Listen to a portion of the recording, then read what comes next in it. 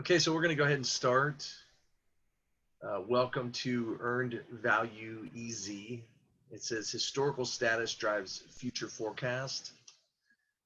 This particular section, this little webinar that we're doing today is kind of an additional to the project estimating that we did a couple weeks ago.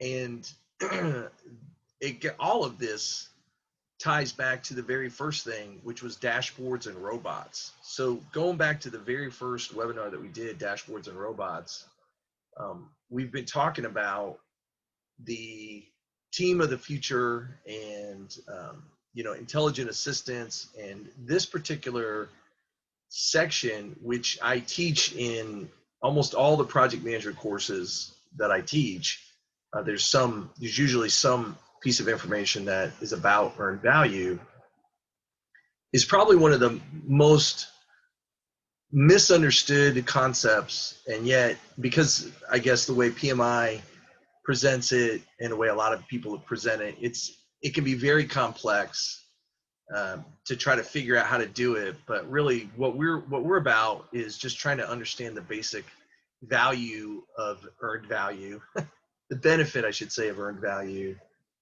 and how it really drives pretty much everything that we're doing. So with that, let me go ahead and start. If you are brand new to our webinars, thank you for showing up.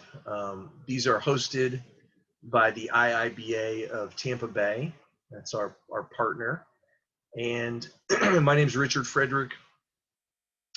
I specialize in requirements, in particular, requirements for business data analytics.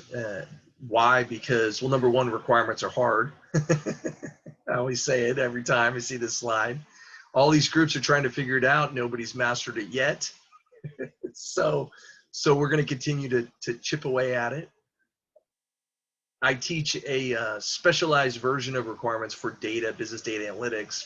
For anybody that's not familiar with that term, maybe the term digital transformation might be more familiar to you, because that's really just about making everything about data. So this is all designed to support the concept of the digital transformation. I have two classes specific to business data analytics.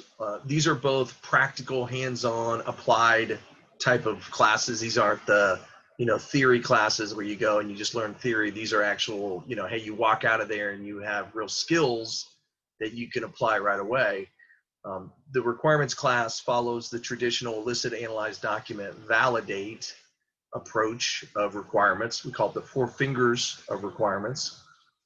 The project management course, which is color-coded, and I'll explain that here in a second, follows the 5 fingers of project management: envision, plan, develop, stabilize, and control. The colors are associated with what we call the team of the future. I'll touch on those in a moment, but there's purple and yellow, and there's 2 greens and a blue and an orange to kind of represent the team of the future.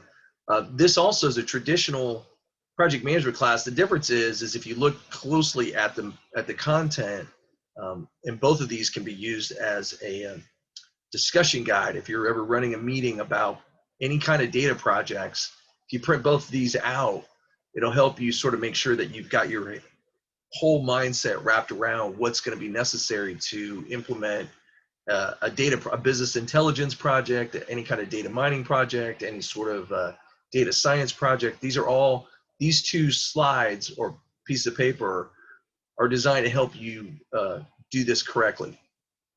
You'll see that if you read them both, the foundation is basically the same on both. The only difference is on the project management document, it says about Power BI. These 2 are also designed to work together. I just don't go over the foundations twice. So they can stand alone and they can be done together as one course. Just depends on if your organization needs something like that. Very quickly about me. I owned a software company. I've had to tell a lot of people this recently. People are, why you? What's your take on this? I started a software company in the 1990s specializing in workflow automation, which is autonomous software, um, software that runs without humans. That's what robots are. And so, and as I tell people, I thought that we would be automated, fully automated by about 2005. So I'm off by about almost 20 years. I think that you're going to see the things that I'm predicting about intelligent assistants, you're going to see that dramatically change the way you work within 5 years. 2025 at the latest, you'll see dramatic changes in the evolution of intelligent assistants as another member of your team. Now, people always ask me, do you think robots are going to take your jobs? Not in the next 5 years. I mean, unless your job is 100% predictable, where everything you do is exactly the same, then yeah, that's probably a good candidate. But if you're, doing variations of things, which you probably are, then no. But I do see an actual full-time intelligent assistant who is going to look at the work that you do and try to figure out how much of it can be moved to that assistant so that that pushes you to a higher level of work. In the beginning, we talked about two types of work in a computer: operational work, which is where you touch the keyboard with your fingers. You're actually getting hands-on work done. And then analytical work, which is where you're kind of sitting back and using your brain power. The robots, the intelligent assistant, is going to try to take your operational work to free you up then to do more analytical work, which again is exactly where we're going as business analysts. Okay, so just keep that in mind. On this slide, we've got the seek to understand, which is the goal of every one of these webinars. There's seek to understand, and then there's train the trainer at the end. It's the same slide, only difference is one says seek to understand, one says train the trainer. On the right, you'll see the photographs with the colored outlines. Those are aligned or correlated with the project management agenda that I just showed. Purple is your business analyst, product owner. I tend to see those as the same role for what I'm doing. The yellow represents your project manager / scrum master. The two greens, one represents your IT system architect, your data wrangler. The one underneath is your developer or your data scientist or your subject matter expert.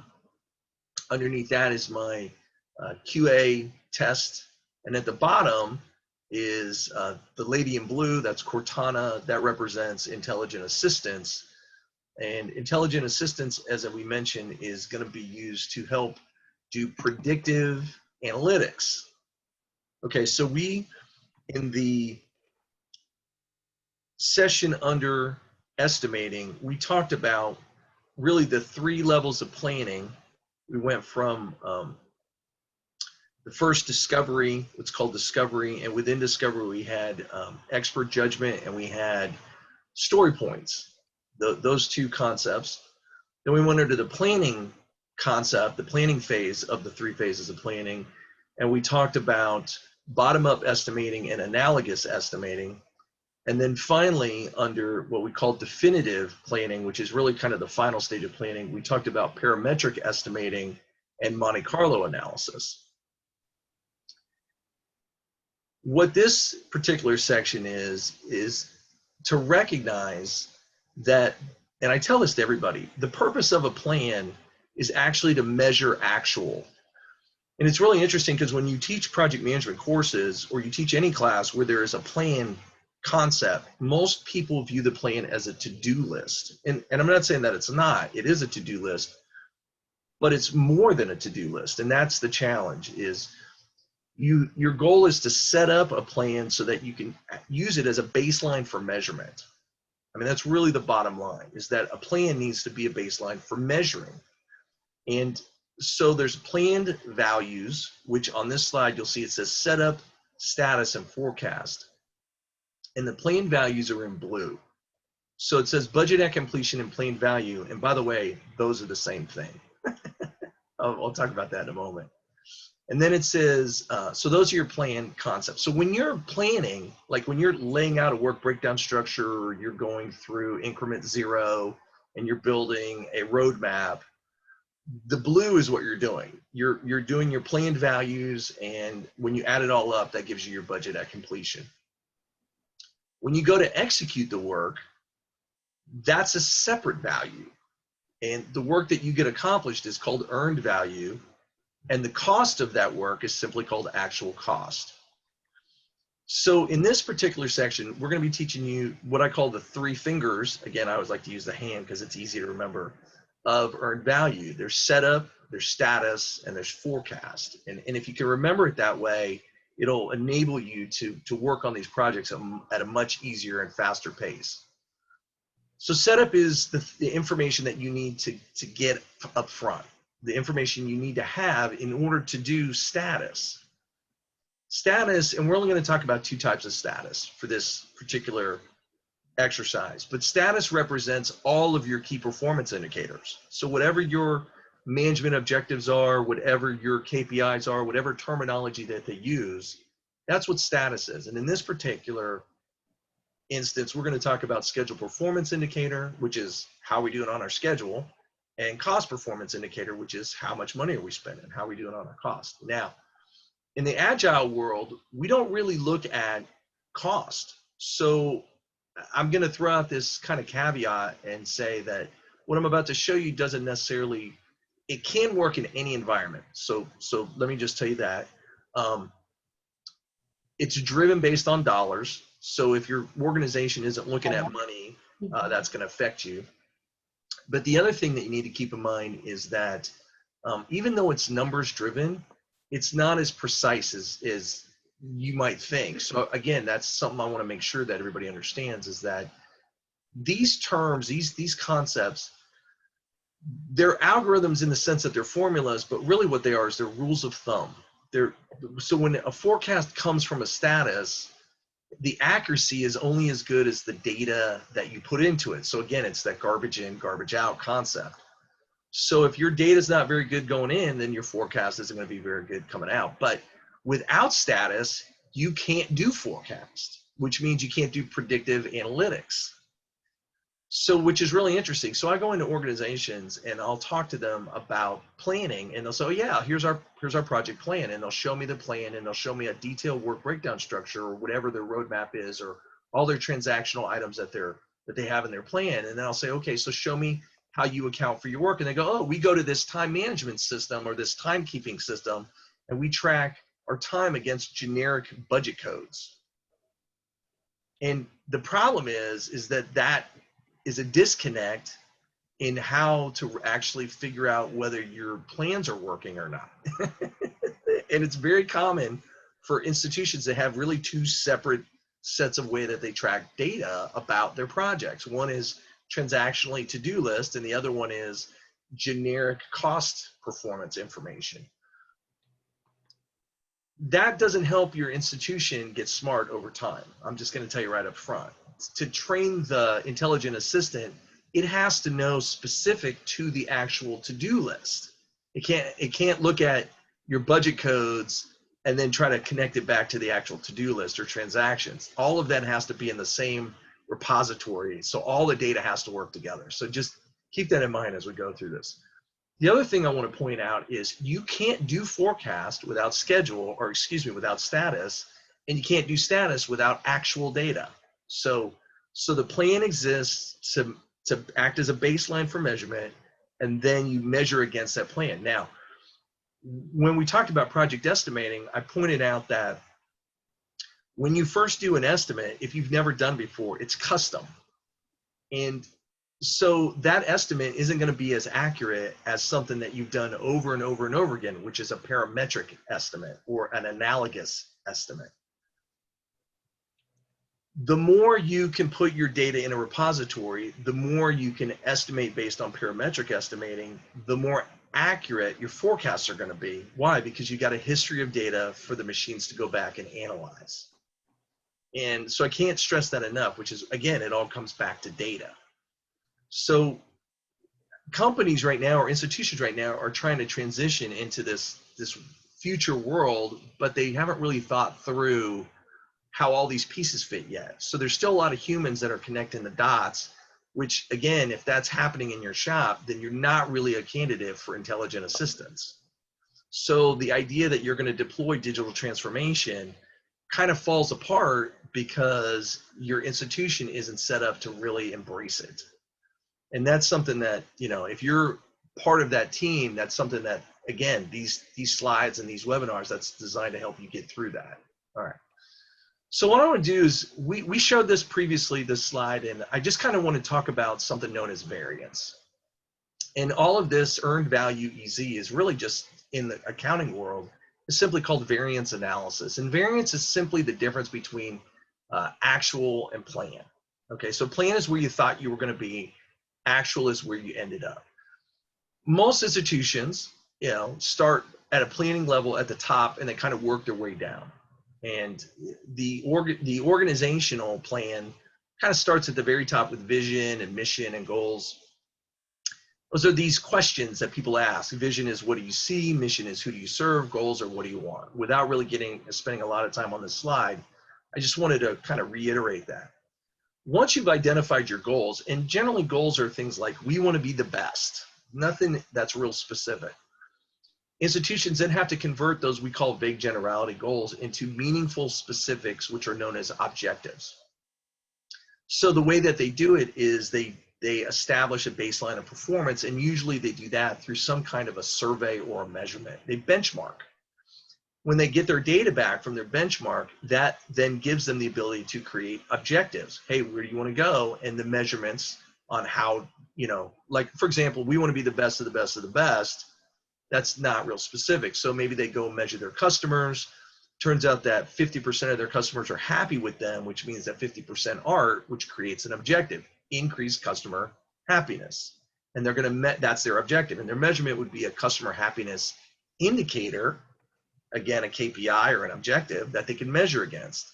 And then a target would be, well, if we start at 50, that's our baseline. Our next year, we're going to shoot for 60, and the year after that, we'll shoot for 70% happiness, and the year after that, we'll shoot for 80% happiness. And again, we talked about that in a previous class as non-financial managerial accounting metrics, which correlate to financial accounting results. Go back and you'll find that later. That was the numbers game. Anyway, these first objectives are known as business requirements. So when I teach requirements, I'm like, okay, these are business requirements. And we taught these requirements under the concept of 4 quadrants. So this particular quadrant would be a business requirement, would be a UAT or user acceptance testing, which would be a Q3 requirement. If you go all the way back to requirements and testing, business requirements are user acceptance oriented, all right? Anyway, so once we have these requirements, they become mechanisms for what's known as weighted scoring. And next week, we're going to talk about demand management and the efficient frontier, and it's going to be built basically around objective measurements and targets. So remember that when we come back next week to establish the weighting scoring system for the project portfolio. All right. Once we have the portfolio established, then portfolio basically means money. Then that money is allocated across departments in the form of programs. And then out of those programs come projects, and then out of those projects come your statement of work packages or your features or whatever terminology, your epics, whatever term that your institution likes to group work or scope together. And then out of that scope come tasks and then transactional activities at the lowest level, all right? So the plan starts somewhere institutionally and then works its way all the way down to the activity level, which is transactional. Then it gets started, then the project starts. Okay, and we talked about 26 sprints, and let's say you're operating on sprints, so you run your 2-week sprint and you track against your backlog how you did, and that's called actual, and that rolls back up.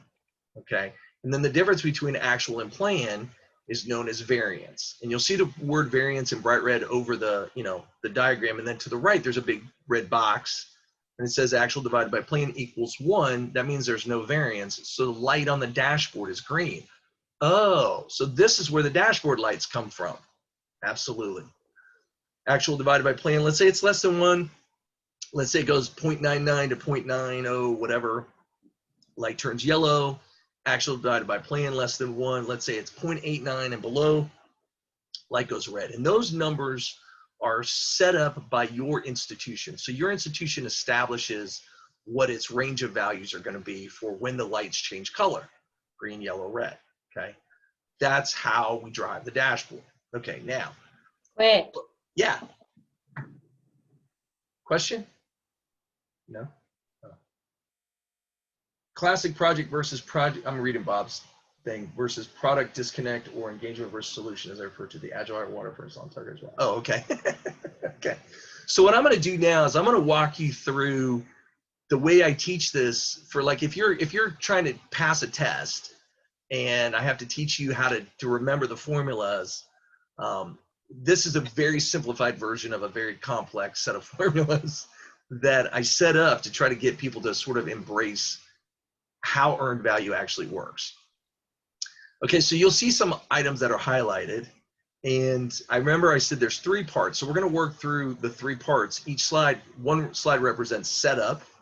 The next slide will represent status. And the last slide will represent forecast. Okay, so everything that's highlighted in yellow is tied to that slide. Okay, so setup, the items in yellow are the things I want you to pay attention to. You'll notice that there's a rectangle with 4 sub-rectangles, and then in one of those sub-rectangles there's a red line. Okay, so that's my story. So every setup comes with a story, and this is where it all begins. So here's my story. We have a building that has 4 rooms, hence the rectangle on each of the sub-items, and we're going to put tile. We're going to hire a contractor to come in and put tile in each of those rooms. Very simple. Each room's going to take 1 day to complete, and it's going to cost $250 per room. Okay, so the very first thing you need to know about setup is, what is your final budget going to be? So you'll see it said there's 2 number 1s. There's a number 1 and it says capital BAC with a small d, and then to the right of it, it says capital BAC with a $sign. Okay, so now let me explain. BAC stands for budget at completion, and the small d represents duration. So if I have a building with 4 rooms and each room takes 1 day to complete, then my budget at completion for the whole building is 4 days. Okay, can't make it any easier than that. Each room is going to cost $250 a piece. 4 rooms, they're all exactly the same, $1,000. Okay, now, planned value simply is where you plan to be at the end of each day. That's why planned value on the graph underneath is on the same line as budget at completion. They're the same thing. So planned value at the end of day 1 is $250. Planned value at the end of day 2 is $500. Planned value at the end of day 3 is $750. And planned value at the end of day 4 is your budget at completion of $1,000. Great. So here's how the story goes. The first day the contractors come out, let's say, is a Monday, pre-COVID. They got to do this when there's no COVID around. So they come out on Monday and they do a great job, and it's during football season. And they do such a fantastic job that they go out for Monday Night Football and they get hammered. That never happens, right? And they come in on day 2 and they completely botch room number 2.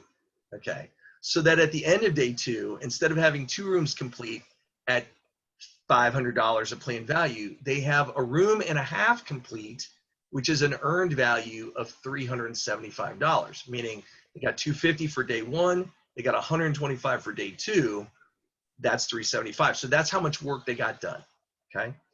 There's an actual cost of $650. Why? Because they screwed up the tile, so they had to rip out tile and go buy $150 more worth of tile, okay? So room 1 was $250, everything worked great. Labor and materials. Room 2, they messed it up. So now they got, instead of having 2 rooms done, they got a room and a half done, and they've now spent more money on materials. So at the end of the day 2, they're behind schedule and over budget. If that makes sense, put a yes in the text chat. Just type yes, and if that makes sense. You're behind schedule and you're over budget at the exact same time. All right, cool.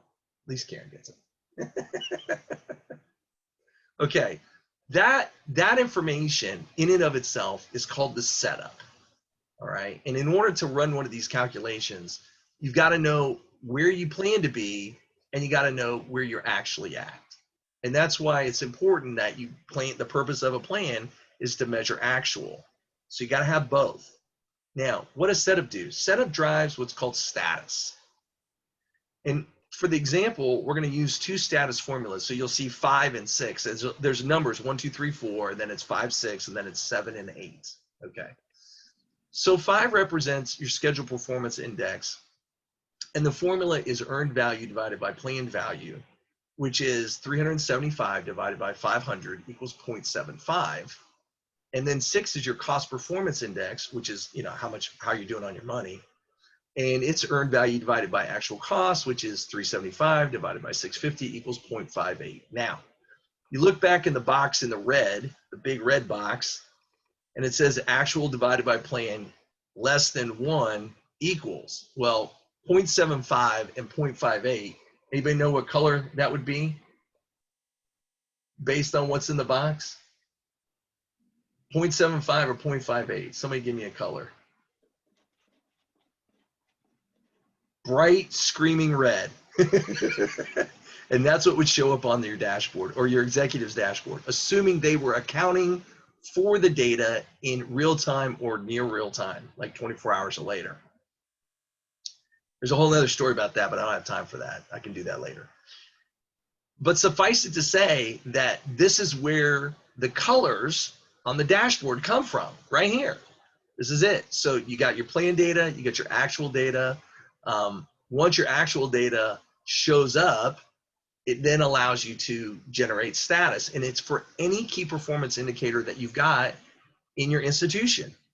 And there's probably dozens and dozens and dozens of them. And every one of them works the same way. There's a plan amount, and then you go and you execute, and then what the actual is divided, right? So actual is divided by that plan amount, and whatever that number comes back and whatever you guys set as your threshold for colors, then triggers the color on the dashboard.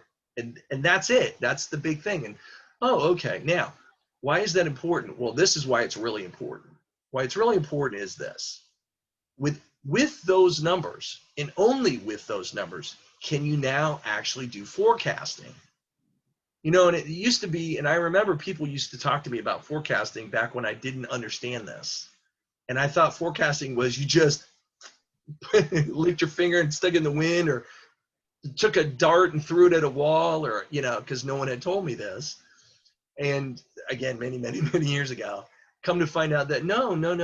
You basically just simply take whatever your key performance indicator is, and you divide it into your budget at completion amount, whatever that's supposed to be, and then that gives you your forecast. So number 7 is called estimate at completion, which is a fancy way of saying forecast. So we've got EACD, or estimate at completion for duration, which is just forecast for duration. And then I've got EAC dollar, estimate at completion for dollars, which is just another fancy way of saying forecast for your dollars.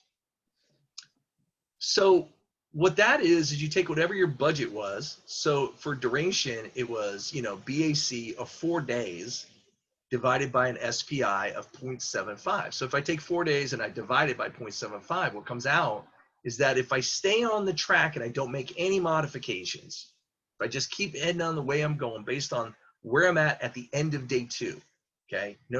No schedule compression, nothing like that. I'm just staying on the way I'm going. Then what a 4-day project's now going to take me roughly 5.33 days, okay?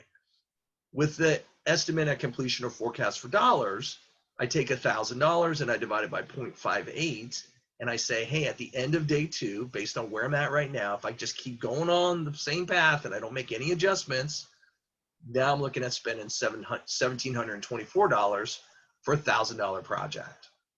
Okay. And that's it. That's what this whole thing is about. So the premise of what I'm trying to get across. So now let me wrap it all up. So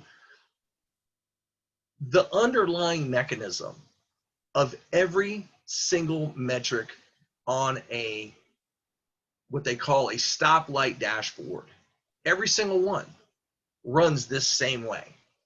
So when you see a dashboard and you see all these numbers and that there are colors, like, there's red and there's yellow and there's green, this is how it's all being done, is that somebody has established some sort of planning metric And that planning metric is used then as a baseline for measurement of actual data. All right. And once you realize that, then all of a sudden, then all of these key performance indicators, these numbers, whether it be schedule performance, cost performance, customer happiness, whatever the metrics are that are being used that have some kind of an indicator, those indicators then can, based on a threshold, can change the color of the dashboard lights, but more importantly, they're used to allow people to forecast based on where you're at that point in time if no modifications are made. All right. Now, again, it's not scientific because garbage in, garbage out. Your information is only as good as the data that you put into the machine, which is why we spend so much time talking about, hey, you got to have clean data. But if you can see, if you understand what's going on, all of this is eventually going to be fed through the digital transformation, and all of the telemetry that's going to be feeding into the machine in real time, which is mind-blowing once we go to 5G, the sheer volume and the speed of the data to drive these indicator lights. But it's all based around this simple concept right here. And once you get this, you're like, okay, I get this. Now I can walk in and talk as a business analyst and be very